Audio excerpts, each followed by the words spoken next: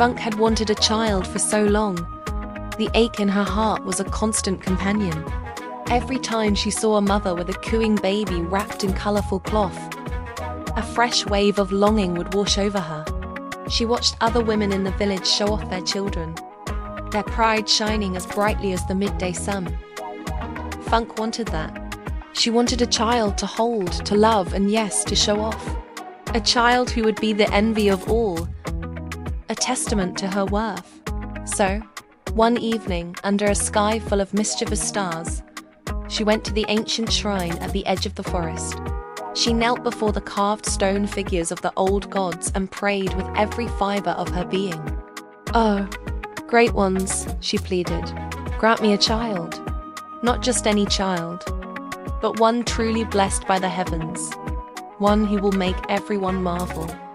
The gods, it turned out, had a rather peculiar sense of humor. They heard her prayer, noted the part about making everyone marvel, and decided to have some fun. 9 months later, Funk gave birth to a beautiful, healthy baby boy. She named him Babatund, meaning, "the father has returned." The joy she felt was immeasurable. She held him close, her heart bursting with love. "Oh, my sweet Babatund," she cooed. "You are perfect." The baby opened his eyes, blinked once, and said in a dry, raspy voice, "Frankly, this lighting is atrocious. And must you hold me so tightly? I'm not a sack of yams." Funk froze. She stared at the tiny infant in her arms. His face was wrinkled, not in the cute baby way, but in a way that suggested he was contemplating the national debt. He looked less like a newborn and more like a tiny, disgruntled village elder who had just been woken from a very important nap. She must have imagined it. The stress of childbirth, perhaps. She smiled weakly. "Did you say something, my sweet potato?" First, the lighting. Now, a vegetable comparison. "We're off to a roaring start," the baby grumbled. "And my name is Babatund. Let's maintain a certain level of decorum, shall we?" Funk's dream of a cute, gurgling baby who would do nothing but eat, sleep, and be adorable evaporated. She had prayed for a child blessed by the heavens, and the heavens had delivered a 60-year-old critic in an infant's body. Her life quickly descended into a special kind of chaos. Lullabies were the first casualty. Funk would start singing a gentle, traditional tune, and Babatune would interrupt her. "Mother, your pitch is wavering in the upper register." And the lyrics? "Rockabye baby on the treetop?" An obvious safety hazard. I find it difficult to relax amidst such blatant disregard for basic physics. He was a tiny, demise coat she couldn't fire. When she tried to feed him mashed yam, he'd eye it with suspicion. "The consistency is rustic," he'd say. "Did you use a pinch of nutmeg?" "No, a rookie mistake. It would balance the earthiness of the yam. Also, I detect a slight bitterness. Was this yam harvested prematurely?" Funk found herself taking cooking notes from a person who had existed outside the womb for 3 weeks. Her dream of showing him off turned into a nightmare. She'd wrap him up, determined to have a normal outing. But at the market, while she was haggling with the tomato seller, Babatune would pipe up from the sling on her back. "Mama Ngozi," he'd call out in his surprisingly resonant voice. "Your pricing strategy is flawed. You're losing margin on bulk sales. Consider a tiered discount system. You'll move more product and increase your overall profit." The entire market would fall silent as vendors and customers stared at the talking baby dispensing financial advice. Funk would just smile, sweat beading on her forehead, and mutter, "He's just very advanced for his age." Funk grew more and more desperate. She tried ignoring him. That didn't work.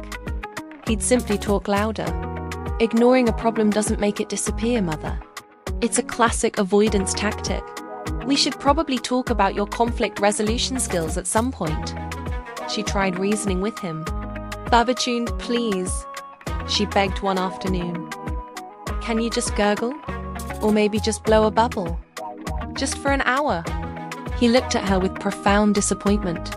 You want me to feign a lower cognitive function for social conformity? What kind of lesson is that? I need intellectual stimulation. Read to me from the village historian's scrolls, not this picture book about a smiling goat. The goat's perpetual happiness is unrealistic and sets a poor emotional precedent. Funk felt like she was losing her mind. She had wanted a child to be proud of, but she was just exhausted. She'd see other mothers complaining about sleepless nights and dirty diapers and feel a pang of jealousy. Their problems seemed so wonderfully simple. Her baby wasn't just keeping her up at night. He was keeping her up at night to debate the socio-economic implications of the cola nut trade. The breaking point, or rather the turning point, came during the annual village festival. This was the biggest social event of the year. Funk, against her better judgment, decided to go. She dressed Barbatunde in a beautiful little agbada, hoping the cute outfit would somehow mute his personality. For the first hour, it worked. He was uncharacteristically quiet, observing the festivities with his usual critical eye. Funk started to relax. She was chatting with some other women, actually feeling normal for a moment. Then, the village chief stood up to give his annual speech. He was a pompous man, known for long, boring speeches filled with embellished stories of his own supposed wisdom. As he droned on about his brilliant leadership, Babatunde, who had been listening intently from Funk's arms, cleared his throat. The sound was small but sharp. "Excuse me," he called out. The chief paused, confused. Everyone turned to look. "Chief, with all due respect, your anecdote about single-handedly negotiating the yam trade agreement of '98 is factually inaccurate.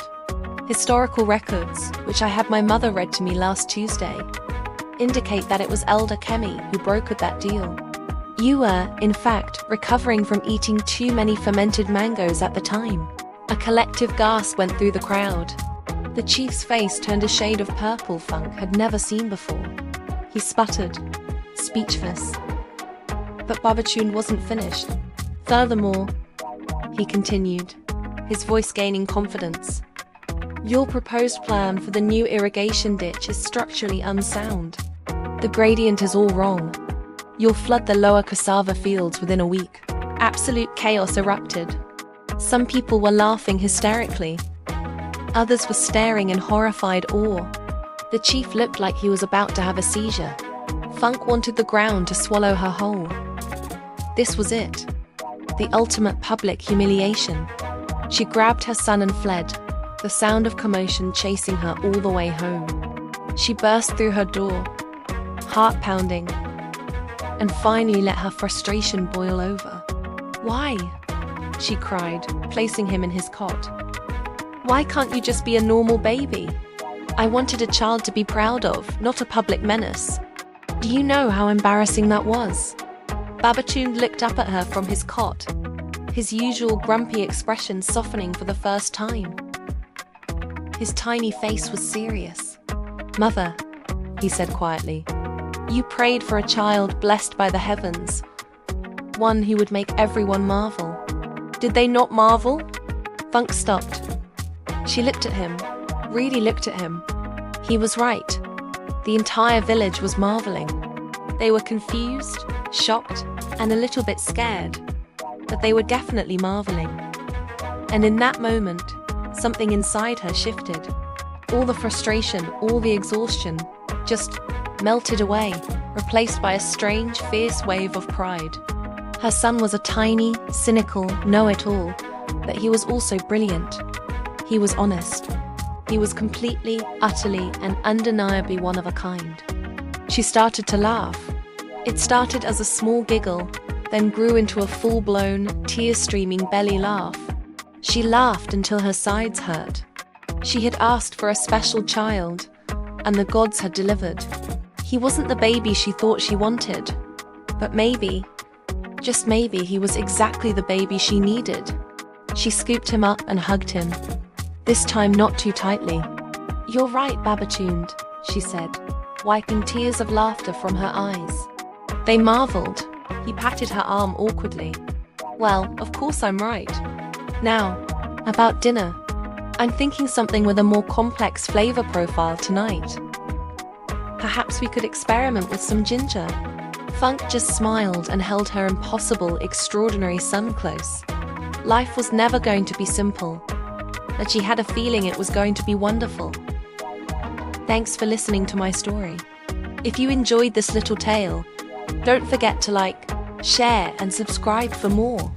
See you next time.